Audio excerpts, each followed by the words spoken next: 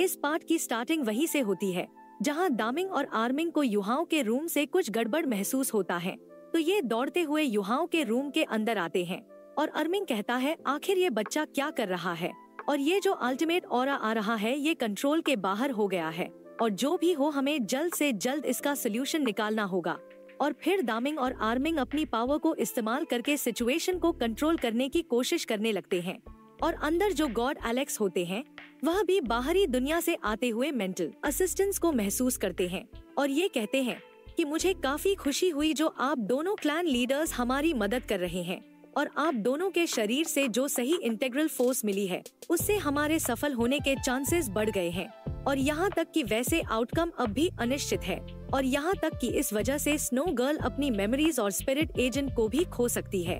तब भी चलो हम अपना बेस्ट देने की कोशिश करते हैं और माइंड फ्लेम्स के 2 स्पार्क्स गॉड एलेक्स की आंखों से बाहर निकल के आते हैं और ये फ्लेम्स जाके उस स्नो गर्ल के ऊपर लैंड करती है, जिस वजह से ये थोड़ी बहुत शांत होते हुए दिखाई पड़ती है। फिर गॉड एलेक्स कहते हैं चलो कोशिश करके इस स्नो को युहाओं की बॉडी से बाहर निकालते हैं, जिसके बाद हम सभी ही अपनी पूरी पावर को इस्तेमाल करके इसे सील कर सकते हैं। और हम देखते हैं कि ये स्नो धीरे धीरे करके युहाओं की बॉडी से बाहर निकल रहा होता है और इस तरफ गॉड एलेक्स अपनी ताकतों को इस्तेमाल करते हुए कहते हैं स्नो अब पूरी तरीके से युहाओं की बॉडी से बाहर निकलने वाला है और अब ये आर या पार की जंग होगी।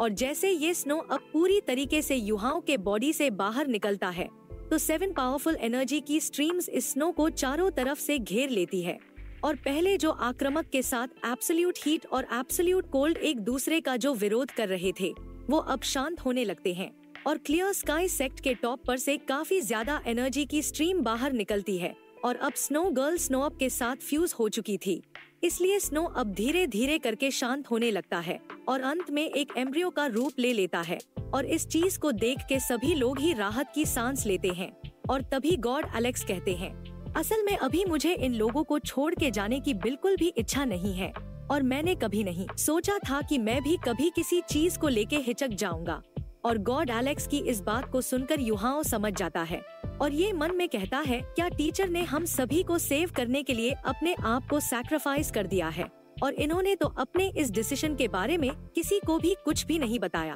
और तभी हम गॉड एलेक्स की छवि को बाहर देखते हैं जो कि धीरे धीरे करके डिसअपियर हो रही होती है और इन्हें देखकर युहाओं काफी रो रहा होता है और गॉड एलेक्स कहते हैं कि कोई बात नहीं, तुम चिंता मत करो और वैसे भी स्नो गर्ल को असेंडिंग माइंड के फ्रेगमेंट्स की जरूरत थी इसके अपने एम्ब्रॉयड फॉर्म में जाने के लिए और तुम इतने उदास मत हो, मरना कोई डरावनी चीज नहीं है। वैसे तो मैं मर जाऊंगा लेकिन हम सभी ने मिलकर एक नई लाइफ फॉर्म को क्रिएट किया है और इस चीज की ही मुझे काफी ज्यादा खुशी है। और युहाओं रोते हुए आगे बढ़ने लगता है और कहता है टीचर प्लीज छोड़ के मत जाओ और प्लीज कह दो कि आप झूठ कह रहे हैं। और ये बेहोश होने की वजह से नीचे गिरने लगता है, लेकिन तभी दामिंग इसे पकड़ लेता है और ये कहता है कि क्या तुमने अपने एसेंडेड माइंड का बलिदान दे दिया है। जिस पर गॉड एलेक्स कहते हैं मेरे पास एक्सप्लेन करने का समय नहीं है और प्लीज मेरी अंतर्दृष्टि पर विश्वास कीजिए कि मेरा स्टूडेंट काफी ज्यादा दयालु व्यक्ति है,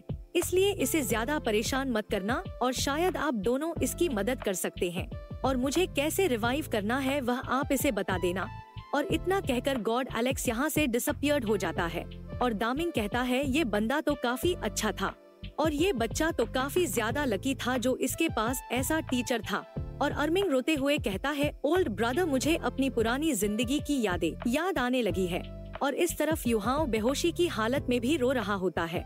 और फिर हमें युहाओं के सी ऑफ कॉन्शियसनेस को दिखाया जाता है जो कि अब पूरी तरीके से सूखे रेगिस्तान में बदल गया था।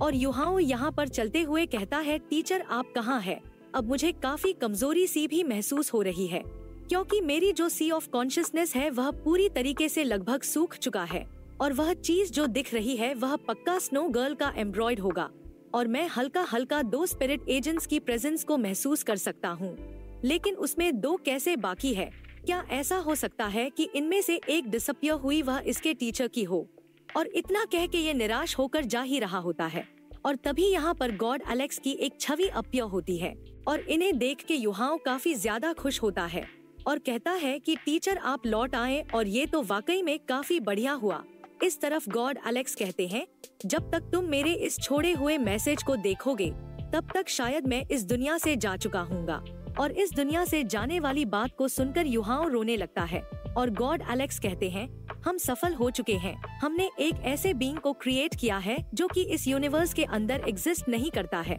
और ऐसा मेरे एसेंडेड माइंड के फ्रेगमेंट को इस्तेमाल करने की वजह से हुआ है और तुम्हारे मेंटल एबिलिटी की वजह से ही स्नो गर्ल का पुनर्जन्म हो पाया है और ये स्पिरिट रिंग न होने के बावजूद भी स्पिरिट रिंग को रिप्लेस कर सकती है और मैंने इसे स्पिरिट सोल नाम दिया है। और इस स्नो गर्ल की स्पिरिट सोल को तुम्हारे टीचर की तरफ से तुम्हारे लिए एक आखिरी गिफ्ट समझ सकते हो और मेरे गुजर जाने पर ज्यादा उदास मत होना। और जिंदगी का मतलब सिर्फ जीना और मरना नहीं होता है और मेरे एसेंडेड माइंड का एक हिस्सा जो तुम्हारे साथ इवॉल्व हुआ है, जिस वजह से अब तुम थर्ड मार्शल आर्ट को भी पोजेस करते हो जो कि डेथ होली गॉड है। और जब मैं यहाँ से चला जाऊंगा तब आइस एम्परर और स्काई ड्रीम एक काफी लंबी और गहरी नींद में चले जाएंगे, वह भी एक काफी लंबे समय के लिए। और जब तक कि वो उठ नहीं जाते हैं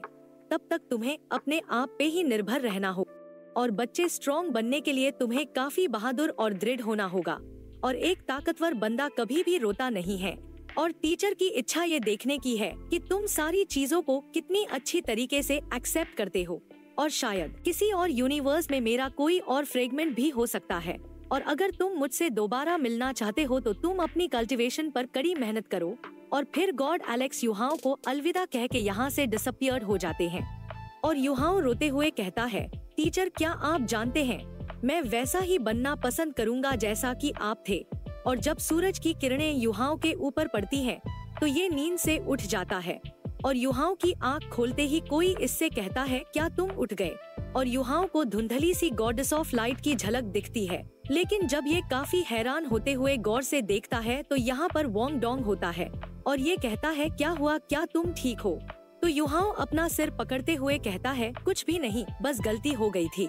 और इतना कह के ये वापस से उदास हो जाता है और वोंग डोंग भी परेशान होते हुए कहता है, युहाओं तुम अपनी नींदों में रो रहे थे, तो क्या तुम मुझे बता सकते हो कि आखिर एग्जैक्टली क्या हुआ है। और इस बात को सुन के युहाओं थोड़ी देर तक तो चुप रहता है और फिर ये कहता है कि मैंने किसी एक ऐसे पर्सन को खोया है जो कि मेरे लिए काफी ज्यादा इम्पोर्टेंट था और ये काफी ज्यादा इमोशनल होता है, इसलिए इसकी आंखों में से भी आंसू आने लगते हैं। और युहाओं को इतना ज्यादा उदास देख के वोंग डोंग तुरंत ही इसे अपने गले लगा लेता है। और फिर हम इसके कुछ समय बाद युहाओं को अकेले देखते हैं जो कि अपनी डेथ होली गॉड की स्पिरिट रिंग को बाहर रिलीज करता है, जिसके ऊपर गॉड एलेक्स की एक छवि भी बन रखी होती है। और इसे देखकर युहाओं काफी रो रहा होता है और ये कहता है, टीचर यहाँ तक कि वैसे मैं ये जानता हूँ कि ये आपकी सिर्फ एक छवि है, लेकिन तब भी मैं अपने आंसुओं पर काबू नहीं कर पा रहा हूँ और मैं पक्का अगली बार काफी स्ट्रॉन्ग रहूंगा। और फिर हम युहाओं को बाहर की साइड देखते हैं जहाँ पर वोंग डोंग आते हुए कहता है, युहाओं तुम कैसा फील कर रहे हो और तुम अपने आप पर ज्यादा प्रेशर मत डालो। तो युहाओं इससे कहता है, तुम निश्चित रहो और मैं सारी चीजें अच्छे से जान गया हूँ और उदास होना सिर्फ कायरो का काम होता है, बल्कि अब तो मैं पहले से भी ज्यादा स्ट्रॉन्ग हो गया हूँ। तो वोंग डोंग इससे कहता है, युहाओं मुझे ऐसा दिखता है कि तुम बड़े हो गए हो। तो युहाओं हंसते हुए कहता है, मैं श्योर तो नहीं कि मैं बड़ा हो गया हूँ या नहीं, लेकिन मैं इतना तो श्योर हूँ कि मुझे अभी काफी ज्यादा भूख लग रही है। तो वोंग डोंग कहता है, चलो ठीक है, मैं तुम्हें बाहर खाने के लिए ले चलता हूँ। और खाना खाते समय युहाओं वोंग डोंग से पूछता है, वोंग डोंग क्या तुम अपनी स्पिरिट रिंग को हासिल कर चुके हो। तो वोंग डोंग कहता है, बिल्कुल नहीं, और अब जब तुम ऐसे हो तो मैं बाहर कैसे जा सकता हूँ। हालांकि अब मुझे राहत महसूस हो रही है। और तभी युहाओं इसे रुकते हुए कहता है, वोंग डोंग। तो वोंग डोंग कहता है, आखिर क्या मसला है। तो युहाओं कहता है, मेरे पास एक ऐसा सीक्रेट है जो तुम्हें बताना अभी भी बाकी है और मैं अभी ना बताऊं तो तुम गुस्सा तो नहीं होगे ना। तो वोंग डोंग थोड़ा सा ब्लश करते हुए कहता है, मेरे पास भी एक सीक्रेट है तुम्हें बताने के लिए और मुझे विश्वास है कि एक दिन तुम्हारा सीक्रेट मेरे लिए सीक्रेट नहीं रह जाएगा। और इस दौरान वोंग डोंग की आवाज भी थोड़ी सी चेंज होती है। तो इस चीज को युहाओं भी नोटिस कर लेता है, लेकिन फिर भी ये इस चीज को इग्नोर मारते हुए कहता है, जब सही समय आएगा तब मैं पक्का तुम्हें अपने सारे सीक्रेट्स बताऊंगा और तुम निश्चित रहो तुम ही पहले होगे जो इसे सुनेगा। तो वोंग डोंग कहता है, तो ठीक है, अब ये सब तय रहा। तो युहाओ कहता है वोंग डोंग क्या तुम कल स्पिरिट रिंग को ढूंढने के लिए जाओगे और आज रात क्या हम कल्टीवेशन सकते हैं, क्योंकि आखिरकार मेरी कल्टीवेट बढ़कर लेवल 50 पे पहुंच गई है।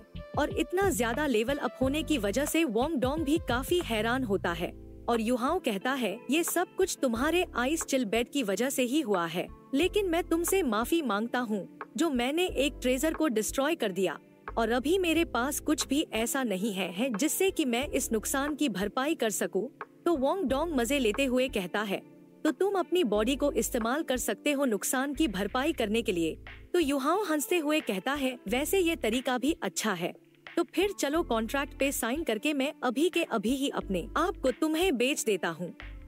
और तब तक सब कुछ ठीक है जब तक कि तुम मुझे दोबारा किसी को बेच नहीं देते हो। तो वोंग डोंग कहता है मैं भी ऐसा नहीं करना चाहूँगा। तो युहाओ कहता है मैं ये जानता हूँ। और तभी वोंग डोंग ब्लश करते हुए गुस्से से मन में कहता है आखिर ये अभी अभी मैंने क्या कह दिया। और फिर ये टॉपिक को चेंज करते हुए कहता है युहाओ जल्दी जल्दी खाना खा लो, ये सब ठंडा हो रहा है। तो युहाओ कहता है मैं बहुत खा चुका हूँ। और फिर हमें अगले दिन का सीन दिखाया जाता है जहाँ पे युहाओ और दोनों ही क्लैन लीडर्स वोंग डोंग को क्लियर स्काई क्लैन से भेज रहे होते हैं। तभी अर्मिंग कहता है दामिंग चलो हमें भी थोड़ी बातचीत कर लेनी चाहिए। और इनकी बात को सुन युहाओ मन में कहता है आखिर इनके इरादे क्या है। तो दोस्तों इस प्लॉट के साथ आज का ये वीडियो यहीं पर एंड होता है और अगले वीडियो को जल्द ही देखने के लिए इस चैनल पर सब्सक्राइब रहना। तब तक के लिए बाय बाय, टेक केयर।